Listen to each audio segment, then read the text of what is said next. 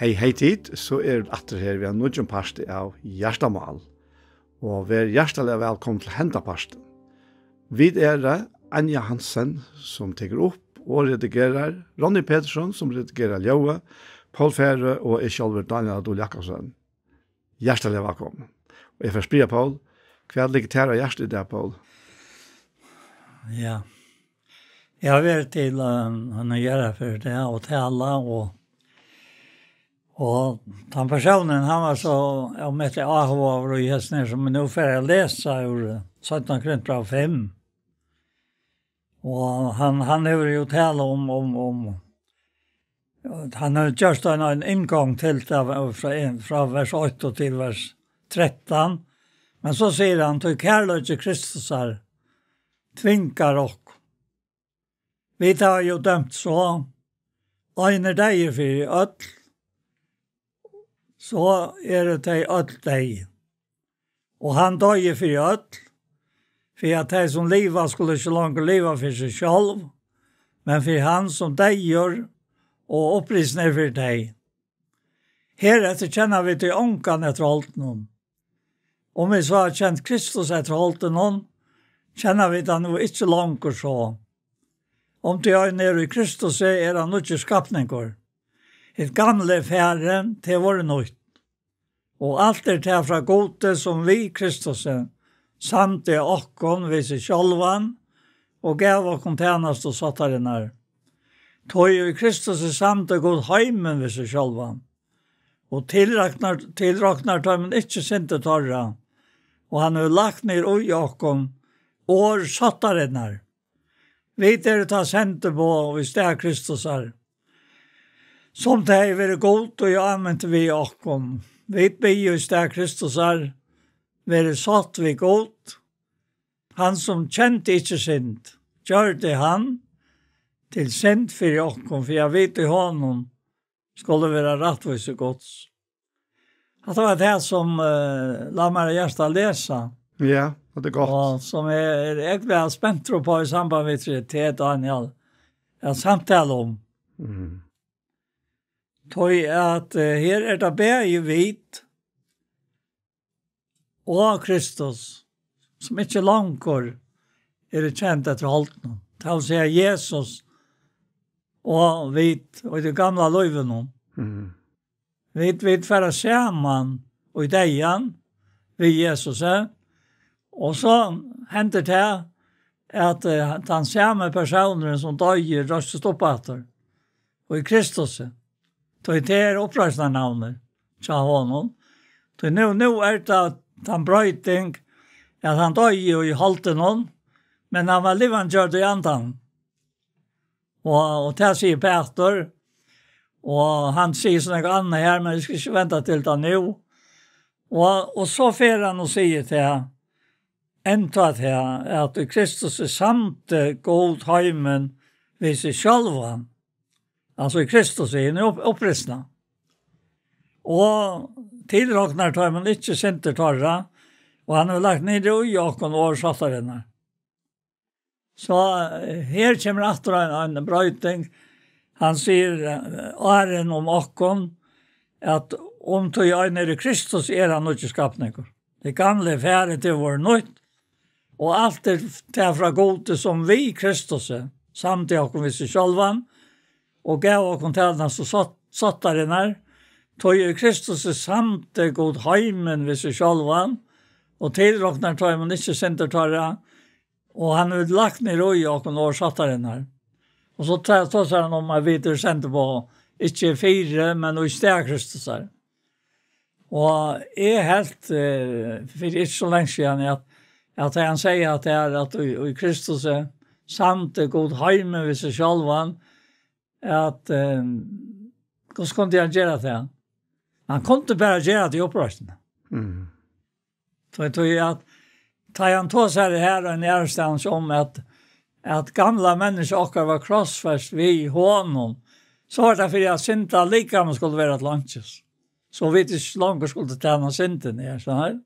Så her la altså et utslitt av at Jesus kom og i okkara lykker menneskene, Og han dømfelte syndene i sin egna halte. Og egna åkken. Ja. Det her et av de helt enastandende avhåverdt skriftbrottene som vi vil kan si så avmedlende og på noen måte sier alt. Han begynner her vi å si at du kærleik Kristus tvinger okkene. Og så kommer man inn på alt det her som du vil lise her. Og verleggen så begynner dette helt atre vid du fyrre Adam. Her som alt gikk gale.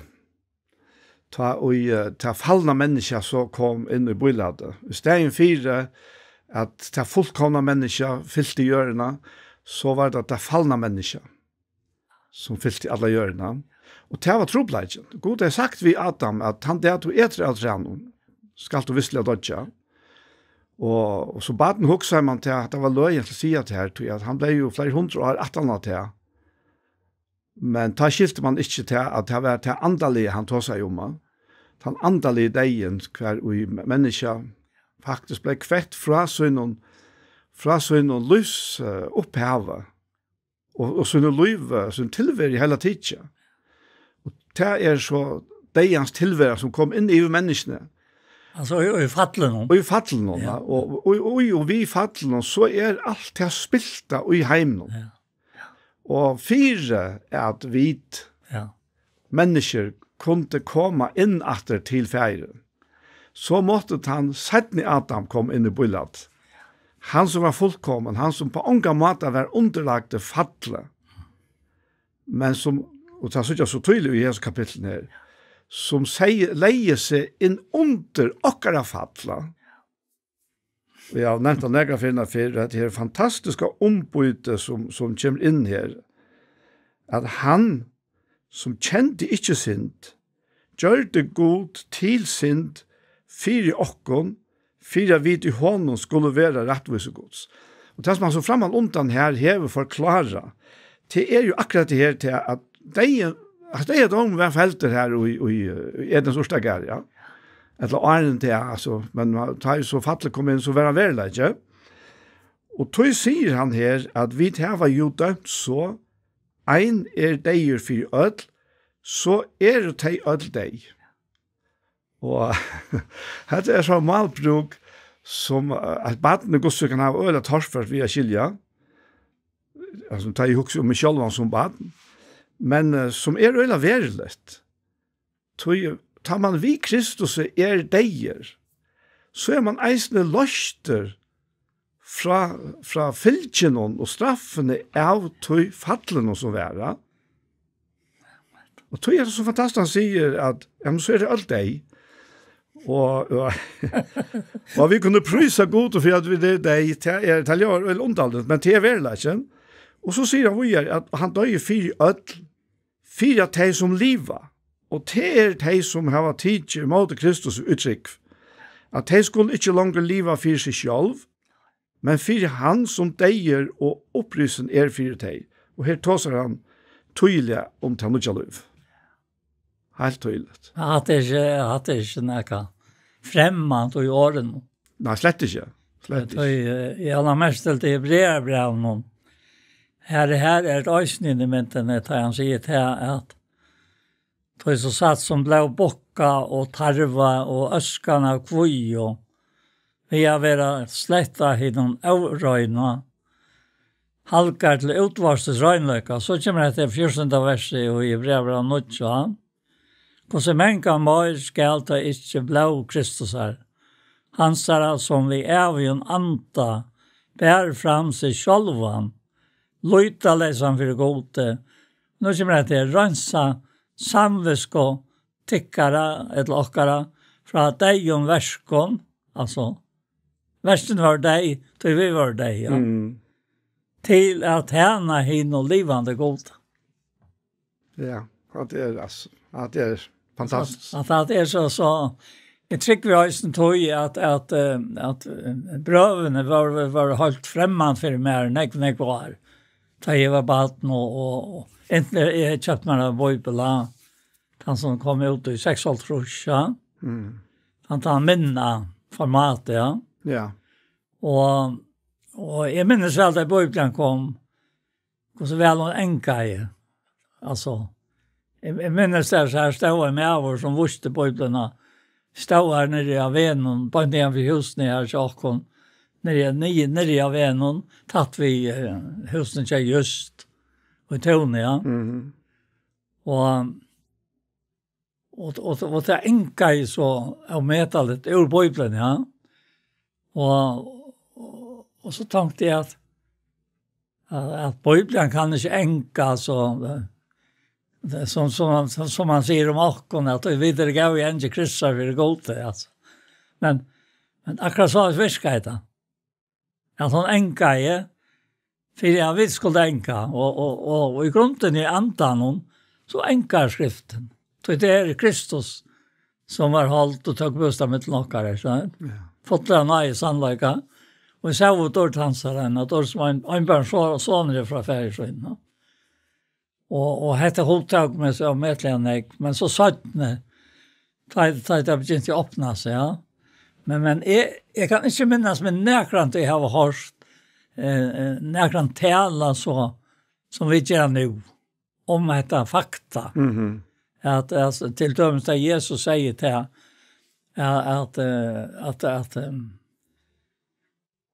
at vi skulle gjøre større versk enn når han kjørte, sier han øyne stedene, jeg minns ikke det. I hans fyrstan. Ja, i hans fyrstan akkurat. Gjøre større versk enn hese, ja. Så har jeg to en forklaring på en dag vi begynte som helt var så om jeg gav, og det kan stå slippe å si. Ja, det vi også om at her tar Jesus sier vi skal gjøre større versk enn hese. Han har jo gjort alle versk som kunne huksas. Ja. Han ikke kan være større enn det som han har gjort. Da har jeg bare huksa for meg selv at det han sier på til ta nødja menneska. Han skapning som man tar omtaler her eisen, ja. At det gamle færre, alt det var nøyta og det. Men og han ser jo alt det. Og han ser at det er veldig verst, bare til at en som var andelig av deier, forlot og i hansara deia, for jeg ble livande. Så øyla veldig verska, og det har han jo gjørst da. Og han sier at tidslet er større verska nese. Og herfra, ta så kvitsuna kommer, og ta alt andre avsluttet, og kvitsuna kommer, ta sender han så ut nødja likame ut. Akkurat på samme ferien sendt han, så var dette nødja likame sendt ut av honom. Det har sagt vi lærer sånn av Østen, ja. Og til det samme likame, til andalige likame, som virksamt av hjørne i det. Og det hendte så avfætlige ting. Så helt, og ikke hender utan han. Hvis vi tenker i hans fyrsta, så får han inn i hans 15. kapittel, og forklarer om vintrei og greinane. Utan med, sier han, kunne tid ikke gjøre. Så dette nødja løyve til ui og vi honom, og til fullkomlig knytt av honom. Og så vi til her, jeg skal vente atter til at det her, og det 16. verset her, og så vi til her, og vi jo steg enn, altså, annars hadde vi vært ferdig gravar, og ikke visst mer om okken som såles, ja. Men vi nødt. Vi i grunden fra botten av nødt mennesker. Men vi ikke kommet til himmel seg. Og jeg ble det så medelig viktig for okken, at det man sier, at her etter kjenner vi til ångan etter holden. Om vi så har kjent Kristus etter holden, kjenner vi den ikke langer så. For han jo så beint at han sier, ja, nemlig, han sier i neste versen her, om til en Kristus han nødja skapninger. Hitt gamla færre, til vår nødt. Og til mennesker, at han nødja skapninger, han mener vi, til han sier, at de slett større versk enn hese. Ja, hva står øyne til man leser i 4 Korinther 6, så kommer han inn at det at og dette her noe som så underfullt at et øynstekke lika med kjøtland tøymon som trykker Jesus. At han at det rønt seg i Kristi Blå, ja. Fra deg om verskon til at han livande god. Det blev templar i antans. Alltså det bara så obegripligt som tryggven gruper om det obegripliga. Hon gruper inte om det som är av anta. Inte minst. Alltså antagods. Ja. Och här tar han oss en näck om att det han säger med ett annat här att han har lovat till allt. Men inte allt till gagn, och i vers 12 og i satta kapitlet 4 Korinthbrevet. Jeg har lovat til allt, men jeg må ikke lete få vald og ha mer. Kvoi? Tvoi at her et annet vald som øyer lika med. Ja. Sånn. Og så sier han etter her, at god, han sier i vers 14, god som hever røst opp herren, skal løsne røse okken opp i kraftsøyne. Og så sier han, vita tid ikke, vers 15, likan tikkara limer Kristusar. Skal eta teka limer Kristusar, gjøre tar til skørselimer. Minne han så. Og så sier han, at det 17, at vi skulle flytja alt det her som vi silas å gjøre. Og så sier han i vers 19, vita tid ikke, at likam tikkara tempel heilig antans, som oi tikkon og som dit hever fra gode, og at dit og ikke tikkara egno, tid og dorskjøpt, det gode likam tikkara. Akkurat, ja. Ja. Vi da var veldig sint i Asien. Jeg vet ikke det var senest. Jo, jeg hadde vi nevnt det sint. Ja. Men akkurat her til at okkara likam, som det naturliga likam, ja. Det skal ena for brøydas til et dårlig likam, men det det så ikke enda. Men hetta likam, som han omtaler til døms eisen i Rombrand 6, som fyrr hever brukt til å tjene syndene og åretvisene, ja. Det nu kommet i den tilstanden, eller det støvende faktisk, at det vil råkna som ogna herrans. Altså, det ikke stikker egnet sin, det dorskjøpt, da. Og hetta ser man lika med. Jo faktisk rensa. Vi har som fullkomne offrene som han omtaler her i Hebreabrevene. Samviskan rensa. Og tar vi så færre herfra, utat ur løyve, altså. Eller, man kan säga beint herfra, hesar løtene i eisen, ja. Så vi, og det øyla godt for at vi har tilvidere om at vi ta nødje skapninger nå. Og tog gjør vi ikke hva som helst. Vi ikke gjør det gamla som vi gjør det åren, tog vi ikke slipper til hånden, og livet, hette her løy vi ut da. Men så lenge som vi her, så vi, jeg vet ikke hva man kan si, jo, Galaterbrev sier det faktisk veldig godt, at anten gyrnes mot holden og holden mot andan, eller det øvrigt han sier det. Nei, så. Ja, han sier det så, ja. Og det akkurat tilstanden til åkken, ja, som vi jo inne. Det at, jeg tror vi enn her, så vi en sånn marska måte hver vi faktisk suttja bo av veier, ja. Vi kunne godt livet det gamla livet ut, men til det som han så sier her, gjør ikke det, og det ikke robotar, vi ikke blir omprogrammerere fra himmelen og av til, så vi ikke kunne gjøre skreft. Nei. Det det ikke, men vi da finner en reina samviske, et nytt hjerte, et nytt liv, og vi en nytt skapninger, og det mennesket atla at slippe bruk akkurat likam til å liva Guds liv ut, så at avvokst, så at Kristus var avvokst av sin fullgjørda verskja. Og her vet jeg, vi nekve av åkken, for jeg sier at de aller fleste, vi håper på en måte krympåkne sinter, så vi kjenner akkurat egna veikleik og fullkomleika. Men det så bare så sikkert, at vi så vidt at så vidt eisen lås i her, at det gamle færre. God råkner slett ikke vitt tog langer. Han råkna bæra vid til nødja.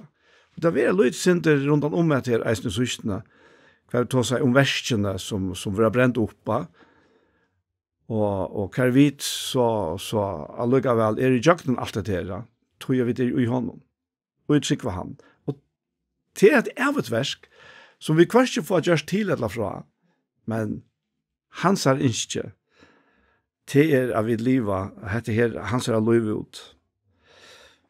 Og tar vet grunnene finner vi det her og jeg skal ikke alt om røven noen altså så klart men vi finner det av den aller fleste og i Rombraven til dem så kapittel 5 han endar vi her sånn at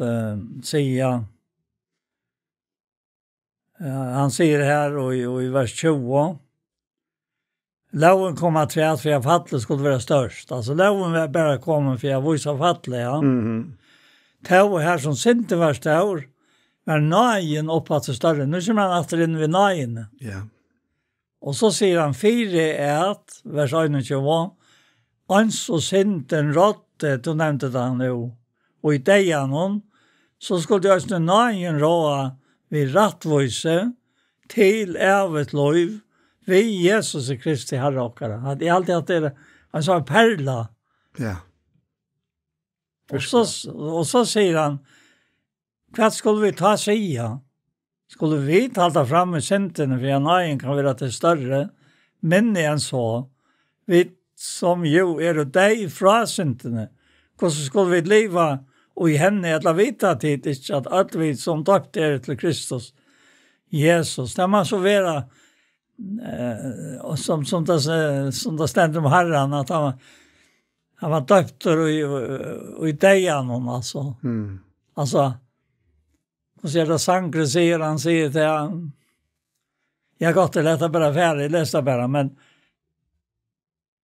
men en så vi som gör dig från synden och hur skulle vi leva i henne eller vita att det inte är att allt vi som döpt är och i till Kristus Jesus och döpt till dig hansara.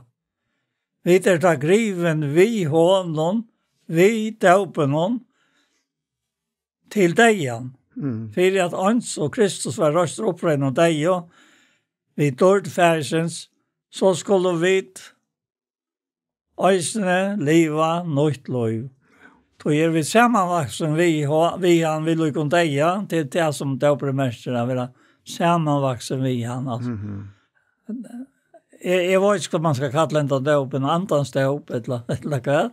Eller vattendöpen. Eller vattendöpen. Så säger han att vi är sammanvaksen vi han vill och kon dig. Skulle vi också vara att lycka i upprörst. Vi vet ju att gamla människor var krossväst vid honom för att syndalig skulle vara ett lunches så vi inte skulle långt och tjäna syndene. Så vi tar nog dig är rätt och större från syndene. Vet nog dig vi Kristus tryck var vi att vi också skulle leva vid honom. Vi vet ju att Kristus efter att vara risen upprinn och dig och dör inte mer. Dig en rävelse långt över honom. Så dig så en dag han öjnan för synderna. Men lösat lever han för god och så ändrar vi här sån. Så skulle öjsne tid råkna till som dig från synderna. Men livvante för god och i Kristi Jesus. Jo, Sankre säger, och i dig hans vattnon döptor han öjna bror vann. Och fast och i äkta bante hon bonte ner till han. Han gamla översättningen ja. Precis. Ja, akkurat, ja. Han sa att det är helt en standard. Ja, ja. Det är alltså det som ligger i ödles ner och du särst som du har nämnt att du ser att atter och atter och atter. Det är vi öron det samma som man säger i 2 Korint 5 här står börjar. Ja. Och här är det väldigt undra till att vi öll människor som var dömt usynt och avsynt och fyrsynt och allt det. Ja. Att han kommer in och han måste bli en av oss. Han måste bli hållt och blå. Och så fullkomligt som han var, men han måste bli hållt och blå. För att han som människa kunde ta emot Guds dom över synderna. og her vi, og bare akkurat som den maten til vi gjørste på, til at han faktisk teker okken alt inn i seg sjølvan, og fer ui deian, tjøgne grøvene, og oppatter stender han her, og vidt vi honom. Hette er godsversk, og hette verleidjen. Hette er det som stender i alle æver. Så det dævren i det, Gerans dævren tjåk nere, og jeg har lukket at han tog gavst her, Ja. så jeg skulle eisen råkna til som deg fra syndene, men livande for god i Kristi Jesus leste jo. Så sier han, som fyller oss ned, lete tog ikke syndene råa og i deilige likamtikkere, så til loja til, og i listontes, bjør heller ikke syndene fram limertikkere, som våpen og rettvisner, nei, bjør god fram tikkene sjølv, som teg og fra deion våren livande, og bjør god fram limertikkere som våpen rettvisner. Og allt det som ligger ui ned, det er jo båshotter alt det der, og det vil så si at hvordan det ikke imot det ned. Altså, som du nevnte Jan, vi er ikke robotar, vi er ikke programmerere til å gjøre det her, vi er livande steinar, vi er livande mennesker. Og tog man selv velge, og for enkelt av å velge, hva vi gjør vi her. Ikke vi det han, så tager vi det her i alvara. Og jeg vet at det er øyla stor år å sige, og at nekv halte at det er kanskje forstørst å sige, men det er det ikke. Det er forstørst for okken, ja, det er det. Men for han som sier at sånn skulle jeg tid råkna tikkon. Altså, vi får løyve til at råkna okken på det som god til vi gjørst. Og til det som teler. Han har gjort verset, og meira vi råkna vi, ja. Og så om man har alt det her, ikke lett å feilleser etter, til hvis det bare var år som vi skulle leve opp til, så var det akkurat samme kile som det var det gamle sottmålen. Ja. Men vi tror ikke at sottmålen fyller det her andans, hele andans liv i eisene. Og til det største sikringen som finnes. Altså det är såna som kommer fram i åan och att man kan inte bara hoppa från ett annat av visst. Men allt präkvar det ser man. Ja. Ja, och så att det är tar ju Herren ju nej till att tala ut från bröven som ju är utan fullkomna åpenbering av nøyene og Kristi Jesus, ja. Hvordan det brøyter mennesker. Man ser det langt og anledd noen medan man kanskje stenter og taler så framveis. Ja. Altså, det kveiter det, ikke? Ja. Jeg kan huske om en eldre mann som nå er ferdig hjemme. Jeg minns det øyelig godt, han samkommer som jeg har i arbeidet av, og begynner vi, han minns øyelig, jeg synes han øyelig vel firmaer enn og jeg så får opp å tale første fer, og nægra ferier frem, ta sett han såles, akkurat som han ville bruke hitta verja sig vi kan få komma nu av fördömning och mövling krövorna. Men jag upplevde fer och inte till att vara ivsteg, ja. Att så lojande till han hörde den här bådskapen så kom hötte mer upp, långt upp och svag och så han latt mig i ansikten. Och så var det ivsteg tror jag han finns fäder i att det gamla är färre. Og hette nå den nøyen som teler, og ikke hans egna strøy og strev, som jeg tykker han opplevde som om at hver for han kom og møtte hørte han til, og så falt han fordømte. Tog at han visste seg selv, hette klarer jeg ikke liv opp til. Og hvor gjør det? Kristus. Per han. Så tog det i hånden alle togene han tog seg. Eisen tar jeg her flipper han, for jeg hadde nevnt det sørste det. 12 og 13, va? Ja. Hvis vi så leste det, så stedfestet det. Ja, ta i god, det han som viskar og Jakob. Så är det en vits. Som talta verset säger. Det är nog intressant att så känner den harmonien där. Ja. Här som han säger här att ens och tid till älska och mina alltid har varit lojen. Så arbeid ikke bare som tar over tjatikon, men oppa til nekv meire, nu ikke tjatikon, vi øtta og bivan opp av frelsotikkara, tog god det han som virkar utikon, bæja vilja og virka, etter gåva vilja sånn. Alltså jag har alltid nämnt syndrom att det är hur sig strött att säga att 12 vers. Jag glömde 13. Jag fick sån extra att jag glömde 13. Ja. Så knappt nu är 13 här. Och 13 tal är inte så väl tamt, men här är det helt anstandande jag förklarar att detta ströje som det har haft och hur det gör sig av med det var gott. Som vi ska ut dem. Ja. Alltså bröven i här var ett alltså råd till att tåsa om atlas vidskiftene. Som det var god i amet vi också. Nu brukar det här och i Satan grönt bra kapitel 5. Som det var god i amet vi också. Det är så öra största uttryck. Öra störst, ja. Att god ska amena vid här och mer och anjo. Ja. Och tar så täcka han tydligen som det som oftast är amena till att uppmuntra. Ja, han sitter också i Rombraun till i första kapitlet att han tog inte av vers här att han kommer visa att det skulle till han låta det få låt och omkring antalierna i gav oss så det kunde styrkas i menar vi säger han till nästa version. Ja, vad menar du vi?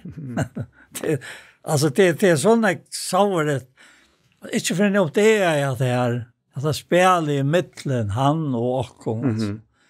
Och det är ju spelas det är väl så samspel kan man säga. Det är just det är inte självlök. Nej. Det är det inte alltså. Det är här vart det är där. Ja, han säger i test från något av vers i Rombraun och det är god som är i anta möjnon tjäne och i evangelien om son hansara är vittne mot kvås utan ohalt minnestek. Och allt och i bön och möjnon by om är mer till ändan einafer skall ätnast efter vilja Guds att komma till tickare. Jag tror ordet finns ju mer väck från hinom bara att säga också. Det är så det må vara så läs. Och så säger han till mig luncher så att det kom. För jag kan lätta att det kan få pass och antal är nya gåvor så det kan styrkas. Menar vi att tikkom kan vara lugavor. Samman vi tikkom vi felags trygg okkara tikkar och munna. Ja. Hat det ja. Ja, jag nämnde det ästens tar ju sista sändning här att var mer gång upp för mig gosse du då som sätter samspel vi herrarna. Ja. Men gosse det är för lycka tacka till vi är det här som vi var inne i bänt åren här Filippe Brand 2:12. Till det samma han omtalar här han talar om att arbeta på frälsotyckare. Ja. Det är ett samspel i mittel och som system. Att vi här att inte känna varandra efter hållt någon och att vi gör som man säger här i pivet här att vi inte gör av strushova eller tråan efter tomar ära men i en mjukliga rockna kvart andra hackre än till själv och inte ha kvart ett äkna fri eja men ett och kvart eisen till som öron hör till hatt en öla viktig pastor av frälsokare och han må vi själva arbeta på. Ja, just. Ja. Och har vi ett tropläggar och det har vi haft mänkan vi öron människan. Vad ska det färra till?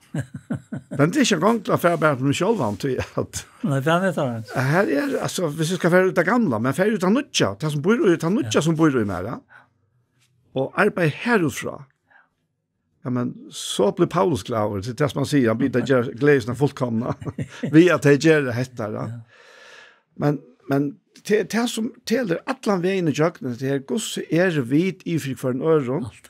Och som uppgavan som blev nevnt här, det sista här, att vi tas hente på i steg Kristus her, som det har vært god og oppmuntra vi okkom, for jeg bruker det her året.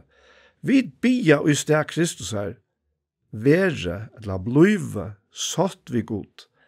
Og henta satt av gjeren, hun går akkurat ut på det som heter ombyte. At han som kjente ikke kjent, var gjør det til sin fyr okkom. För jag vet ju honom skulle vara Guds rättvisa. Alltså det blev bara nek mer rukt för det ena människan att det är lunches det ena människan eller lunta tolta människan hjärtans. Ja. Jag kan lyfta att det lunches efter sån tillstånd och ta han inte till stiga. Ja. Det är Kristus, ja. Ja.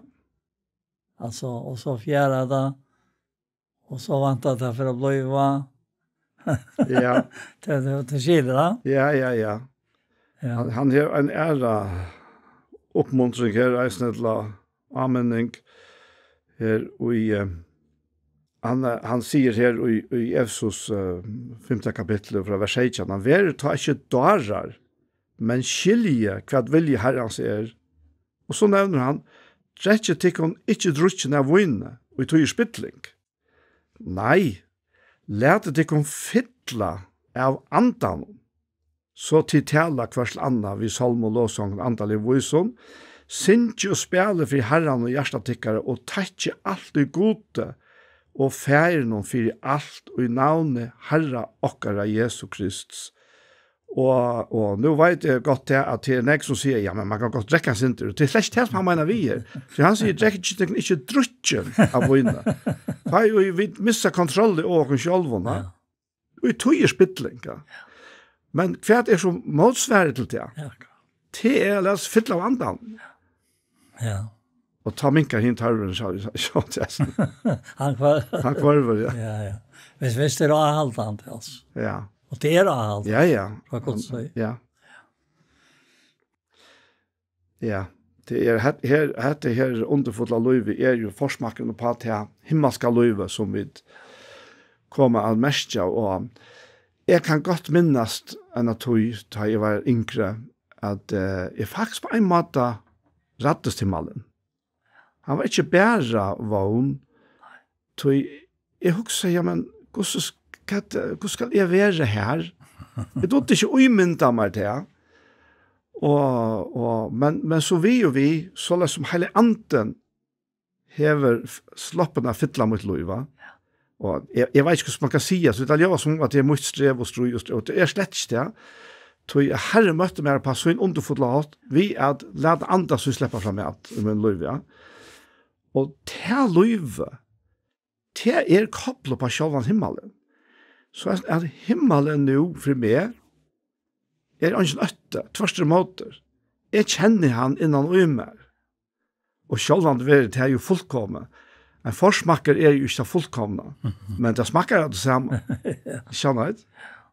Ja. Og tog ja, alt det her som hei vi dess øtta og alt det for motvidkommende, vi hele andan, vi åren, så det harve og frier og rettvis og glede og hele andan og fyllt stein 4, ja.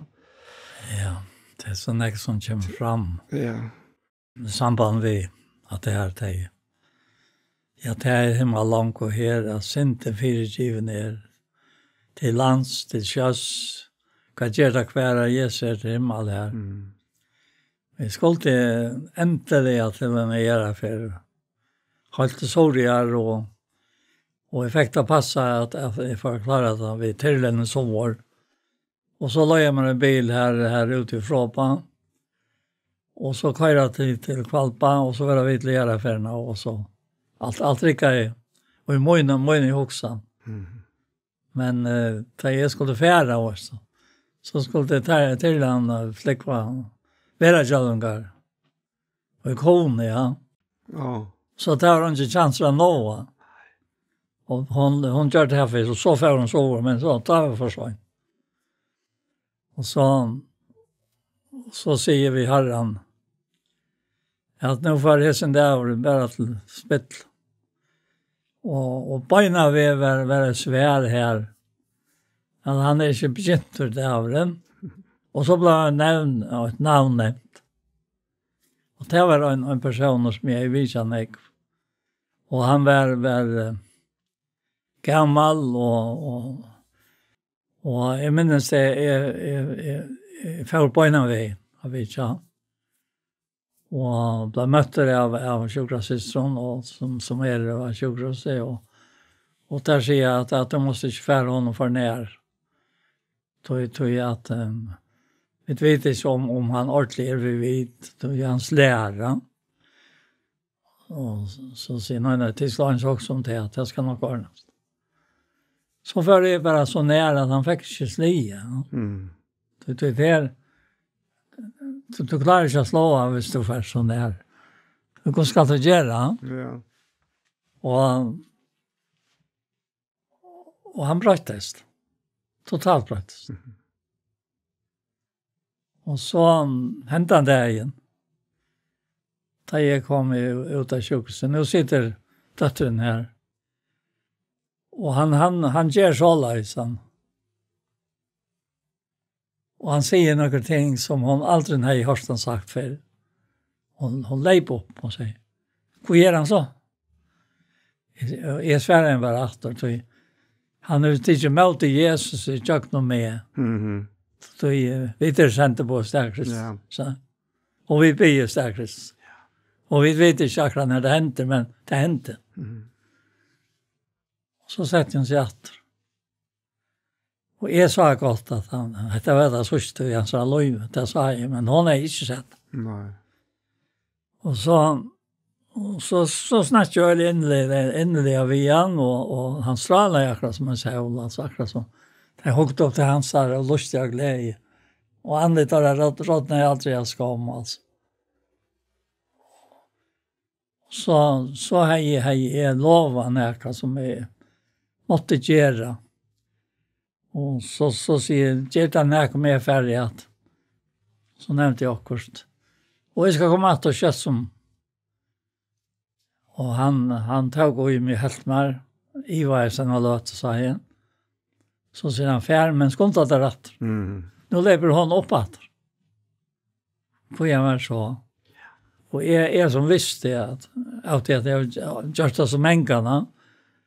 Eller att det här är bara att tala om en stotta tog i. Så hon har varit efter här. Så säger jag ska komma att gå. Jag ska komma att men det kommer att vara en färd. Ja. Och så det är så det är först då in vid det linten ja. Ja. Och jag kallar så i undersökningen för jag får sova. Mycket morgon klockan 12:30 eller vad det är minst. Klockan 12:00 ja. Och när ringer hon och spyr om att man nämner när jag kommer till här tror jag. Hon var tryggvant alltså. Jag säger ja, som jag spekulerar jag bara ringer till toin och men då man ska göra att han tog vilt alltså. Ja, alltså om vi vill det där säger de. Det är själva. Vi behöver sig att flakra om vi namnen eller något så. Det var helt otroligt alltså. Att det viskar. Ja, det är. Alltså där ser man det till. Jag nämner att jag tog i att vi där och ta center på i Stärkrist. Ja. Tog vi där och höjt. Vi bygger och i Stärkrist så är det satt vi gott och så. Ja, det är kraften i evangelion alltså. Om man vet det så man också inte till man gör det.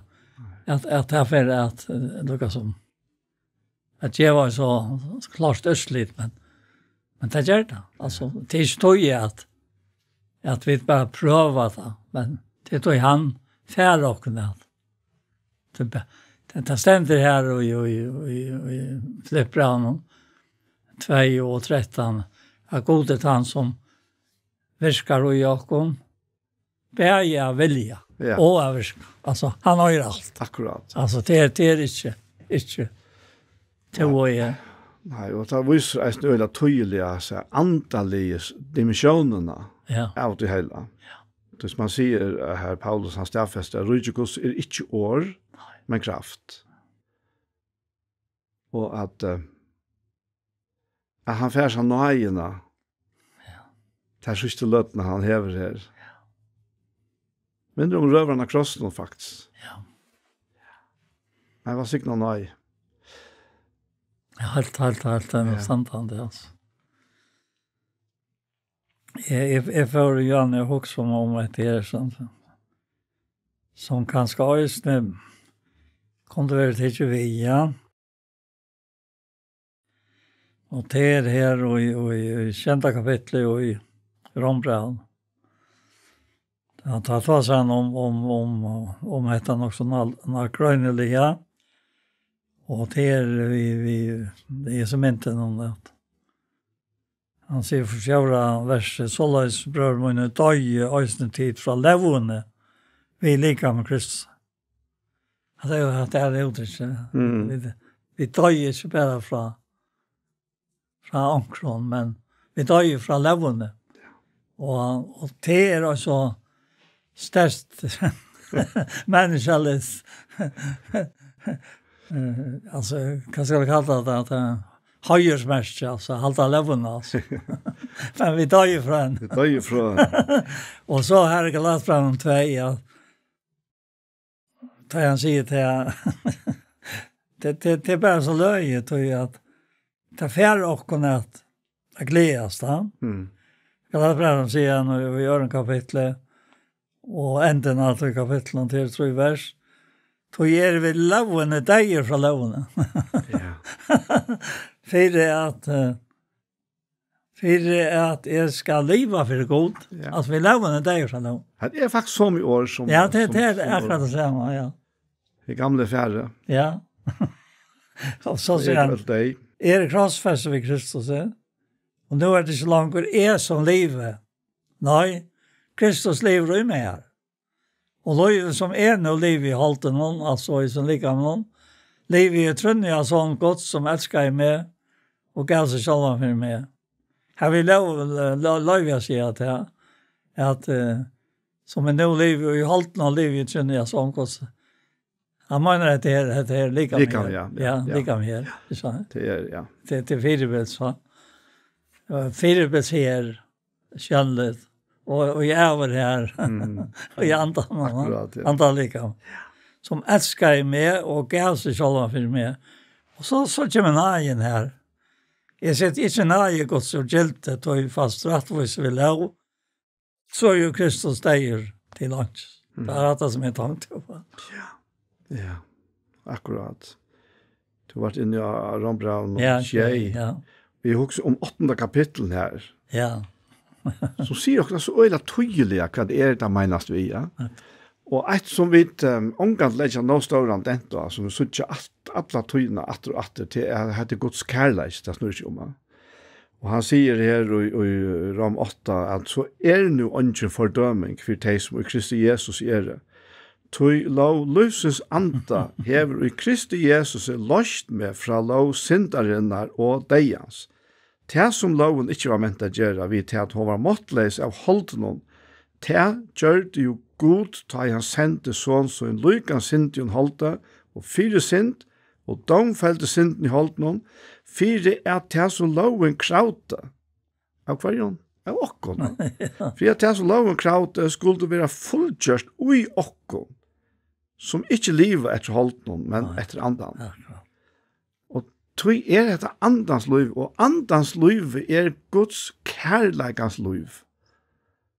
Og som ikke hever vi bo og regler å gjøre fra det gamle. Men alle tøyene Guds kærleik, og i Efesos brev sier at vi til etterfylgjere Guds, som elsker bøtene. Det er en standande, men jeg halte det at det er så størst tøy at man upplevde en barndom här man bara var älskad. Akkurat, ja. Alltså, tredalest. Ja. Det kunde vara akkurat som inte rikka i, men det blev vittjörst, alltså, på en sån mat. Att man visste det, att det var kärlek. Gott som vittjörde det. Ja. Och det är så öde månader då, att kunna omsitta, eller att jag god i omsitta sin egna kärlek. Vi tjocka några lika, och vi lät han göra det, och det är vi som gör det. Det var så löj. Så jag vill så gärna ända här i Johannes 16, ja. Det han tar sig om en øynløyken. Så det ikke bare hva som helst som øynløyken. Eller som gjør en øynløyken aktiverer han, altså. Ja. Og i åkene. Så han året til så. Jeg vet ikke, man blir bare så gripen av det, man ser verilig.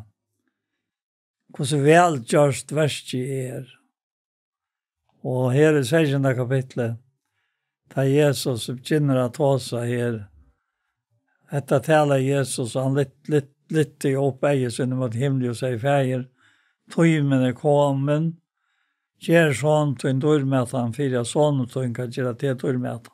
Det er det her man vi. Ja. At skapa at han øynløyka, mittlen skapningen som var fattelen, og henne, evige rettvisa god. Vi är mittelmannen, ja. Jesus Kristus. Ja. Alltså det är det som det dreier sig om.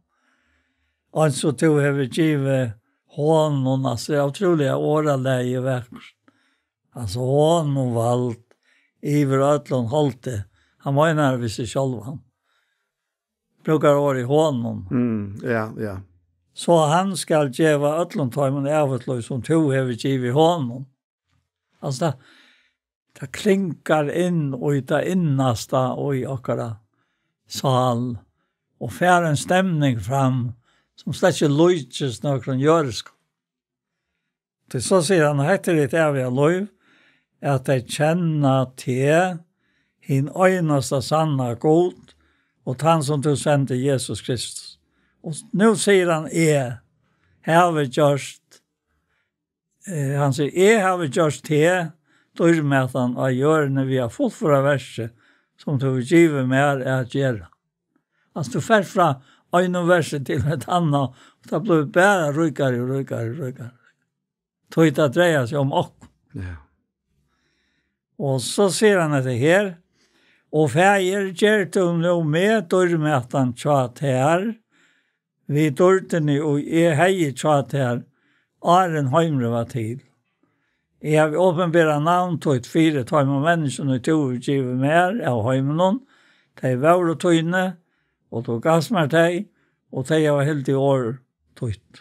Nå vet de at alt til å give, at alt til å give mer fra der.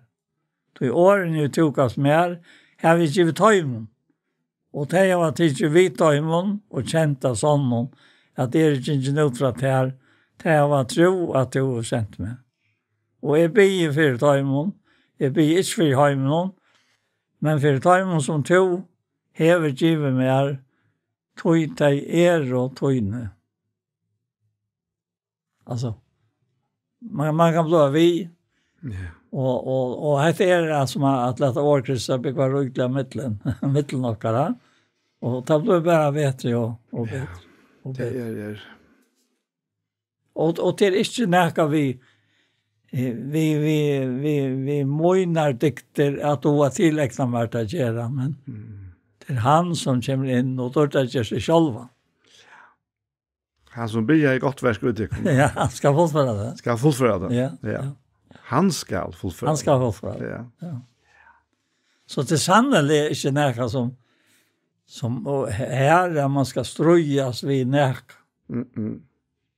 Det er løyva livet. Ja. Ja. Ja, så jeg vet ikke akkurat hva klokken er. Jo, nærskast. Ja. Skal du begynne på en sak? Ja, bare takk for det løtene. Og alt i mente i hånden som gjør meg størst. Og alt det fra gode som Kristus samt jeg kan vise själva.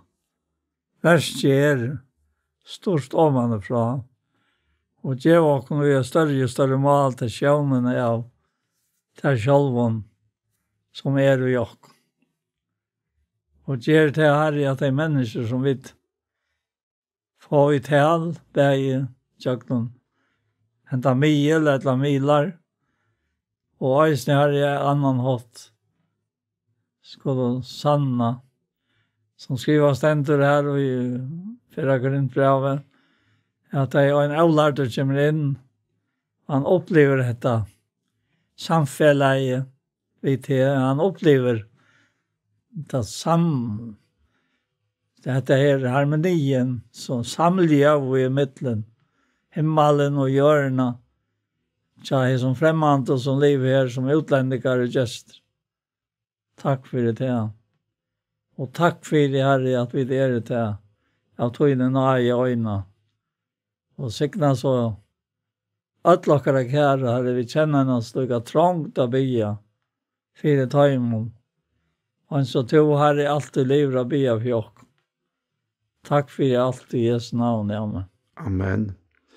Så var hesenparsten av Gjerstamal komna enda, og vi får takka for okken. Og vi er Anja Hansen som teker opp og redigerer, Ronny Pettersson som redigerer Ljøa, Paul Fære og jeg selv, Daniel Adol Jakobsen. Tusen takk for Jesper. Parstar av Gjerstamal som har vært, der kan du finne av YouTube om du leiter av Ektos Sjønvarsp. Hesenparsten, han kommer eisne å lagt ut her, og han kommer eisne å sende av Kjei Kristelig Kringvarp. Så en annen for tusen takk for Jesper.